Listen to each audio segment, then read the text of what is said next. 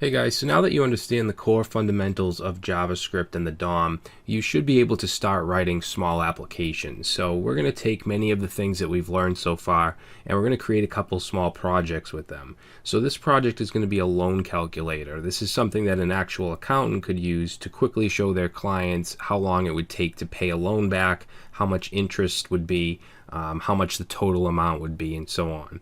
All right, so there is some math involved, and I'll be the first one to tell you that I'm horrible at math.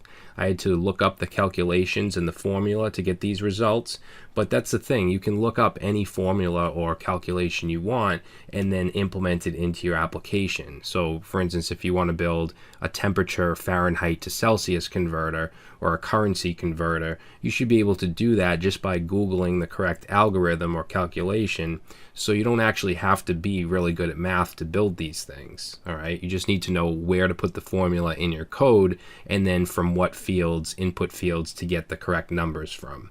All right, so let's go ahead and try this out. So it takes in three things: the loan amount, the annual interest, and the years to repay.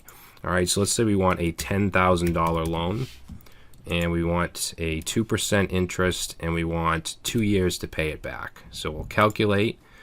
We have this little spinner and then we get the results. All right, so you can see that the total payment would be this right here. We'd have a monthly payment of this and total interest would be this. All right, and now the spinner graphic I showed you, I'm first going to show you how to build this without that, and then I'm going to show you how to include that. It doesn't actually take that long to calculate, but it gives the user that feeling that something's going on, and it's just good for the UI experience. You don't actually need it. We could get it 2 seconds faster and not show that graphic, but I think that it gives the user that feeling that it's actually calculating. All right, so it's all about user experience. Now, if what you put in here doesn't make sense, if we just leave everything blank, it'll calculate. It'll give us an error, and then we're going to set the error to disappear after 3 seconds. Okay, we're going to use a window method called set timeout to do that, which we haven't talked about yet, but I think it's easy enough to teach you that method in this project. All right, so let's go ahead and get started. All right, guys, so the first thing we're going to do is create our UI, our user interface. Now, you don't have to go through this if you don't want to, if you don't feel like watching me type HTML and you don't want to type it and you just want to get the project files. You can just take the files from this lecture and move on. But for those of you that actually want to start from scratch and build out the UI, we're going to be using Bootstrap, okay, Bootstrap version 4.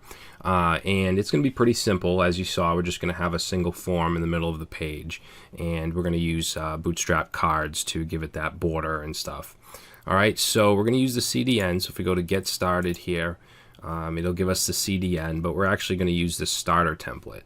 So let's create a new folder anywhere you want. I'm going to create it on my desktop, and I'm going to call this Loan Calculator. And then we're going to open this with Visual Studio Code. We'll just snap that over there. All right, and we can make this a little smaller. And now we're going to have to create just a couple files. So index.html. And we want our JavaScript file, which is app.js, or you can call it whatever you want. And then we're just going to need the loading image, which I'm going to create a folder right here called img. And I'm going to bring that image in. You'll have it in your resource files. So let's see, that's not right. Yes, it is. So let's see, downloads. It's called loading.gif or GIF, however you want to say it. And I'm just going to copy this and I'm going to bring it into that image or that img folder. All right, so now we have all of our files. So let's go to our index.html. Let's grab this starter template right here. And this just includes the CDN for Bootstrap. It also includes the JavaScript file for Bootstrap, and then its two dependencies, which are jQuery and Popper.js. Okay, so you need that if you're going to use any Bootstrap JavaScript, which we're not. We probably don't need this, but it's good to have just in case you want to expand later on or include something from Bootstrap JavaScript.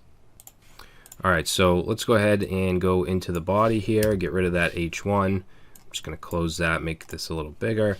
And we're going to start. All right, so the body itself, I want to have a dark background, so I'm actually going to give it a Bootstrap class of bg-dark. All right, so I'm going to save this, and then I'm going to open this with Live Server by right-clicking and going to Open with Live Server. All right, and if you don't have Live Server installed, you can go to Extensions in VS Code and just search for Live Server and install it. All right, or you can just open your HTML file. So inside the body here, we're going to have a container. So a container in Bootstrap just moves everything to the middle, adds some margin auto, so it has margin on the sides.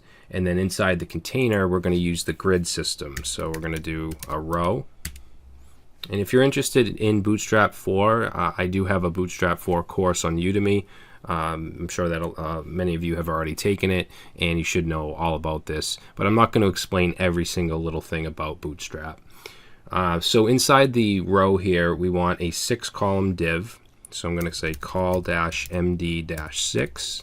Okay, and then we're also going to add a class of mx-auto, which is going to push it into the middle. It's going to give it margin auto on both sides, on the right and the left.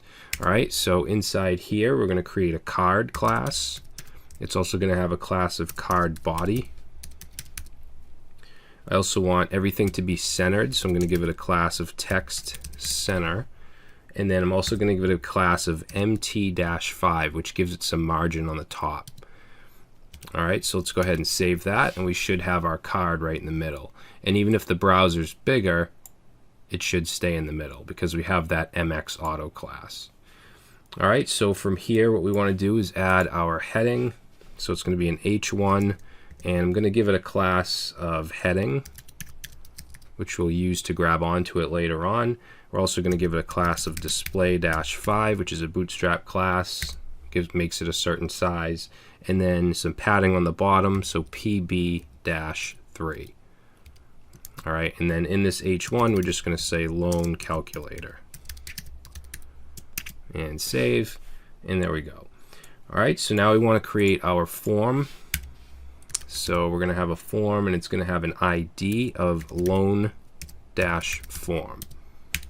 Okay, whoop, it doesn't need an action. And then inside the form, we're going to have a couple form groups. In Bootstrap, you want your inputs and labels wrapped in a form group div. Now, I'm going to use an input group because I want to have that money sign to the left of the actual input. So what we'll do is have a class of input-group. And inside here, we're going to have a span with the class of input group add-on. So this is where the money sign is going to go. So I'm going to put that $sign right in the middle there. And then after the span, we'll have our actual input, which will have a type of text. And let's give it a class of form control, which styles the Bootstrap input, gives it some padding, makes it a block level element. We're going to give it an ID of amount so that we can grab onto it in our JavaScript. And then we're going to give it a placeholder of loan amount. Okay, so we'll save that, and there we go. We have our first input. Actually, what I'm going to do is I'm going to make these number inputs, not text. That way we can only put numbers in. So let's copy the form group. So this whole div right here. And we'll paste another one in. And this one is going to be the interest. So we're going to change the money sign to a %sign. And then we'll change the ID to interest, and then we'll change the placeholder to interest. Oops. All right. Next thing we want is the repayment years. I'm going to go ahead and save this. So we want repayment years. Now that's not going to be an input group. So let's just go right under this form group and create another one. Okay, so we don't need the input group, we don't need the span, all we need is the actual input. So we'll copy that one, and we'll change this to, let's change this to years, ID of years, and then in the placeholder we'll just say, well, let's say years to repay. That sounds a little better. Okay, so we'll save that. Now we have our 3 fields. Now what we want to do is put our submit button. So we're going to put another form group. And we're going to have an input. This is going to have a type of submit. You can see how much easier Emmet makes this. I hope you guys have Emmet installed. So value, we're going to say calculate. And then let's give this a class, some Bootstrap classes. So BTN, we're going to do BTN-dark to make it a dark color, and then BTN-block to make it a block level button that goes all the way across. So we'll save, and there we go. All right, so the next thing we want to do is go underneath the form. Now our loader will go here, but we're not going to do that just yet. So we'll say loader here. All right, and then we want our results. Okay, so this will be the results, which when we complete our application, we're going to want it to, we're not going to want them to show until we calculate, but for now they're going to show all the time until we get this working. All right, now you can choose to show your results however you want. I'm going to choose to show them in input fields that are disabled, that we can't actually edit. All right, so let's see. I'm going to copy all of these divs. I'm going to grab, actually we'll just grab the first one here. So this form group. Now we don't need a wrap, we don't need a form tag because we're not actually submitting a form. We just need the inputs to display the data. All right, so we're going to change this money sign to say monthly payment. Okay, and then for the input, we're going to change the ID to monthly dash payment, and we're going to change the type. Well, we can keep it at number, and then placeholder, we're not going to need a placeholder. What we're going to need is a disabled attribute. All right, so we want to say disabled. So if we save that, now you can see it's an input form, but we can't do anything with it. It's just for output. Okay, I also want to put an H5 at the top here, and we'll say results. And then let's also wrap this whole thing in a div with the ID of results. All right, so we want to wrap this around. See, it'll go right under the form group div, which is right here. All right, so let's save that. Now I want to push this down a little bit. So this results, this div right here, I'm going to give it a class. Let's give it a class of PT. So this is a padding top class. We'll do PT4, and that'll push it down. Okay, so after monthly payment, we're going to want the total payment. So I'm going to copy this form group right here, which ends here. So we'll grab that, paste that in, and this will be the total payment. So we'll change the ID to total payment, and that should be good. Next, we want the total interest. So under the form group, paste it in again, and this will be total interest. And we just want to change the ID. Okay, and then that should do it. Let's save, and there we go. I guess what we could do is put the HTML for the loader and then just comment it out. So for this, it's going to be really easy. We just want a div with the class. Actually, let's give it an ID of loading.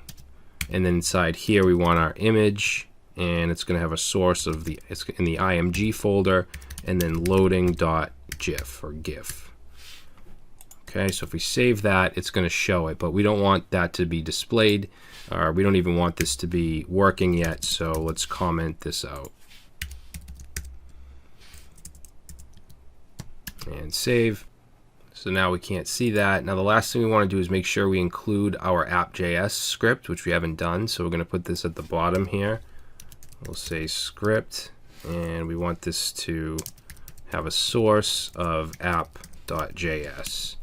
All right, and just to test it out, we'll go over here to app.js, and we'll just say alert1 and save, and you can see that that loads. Good.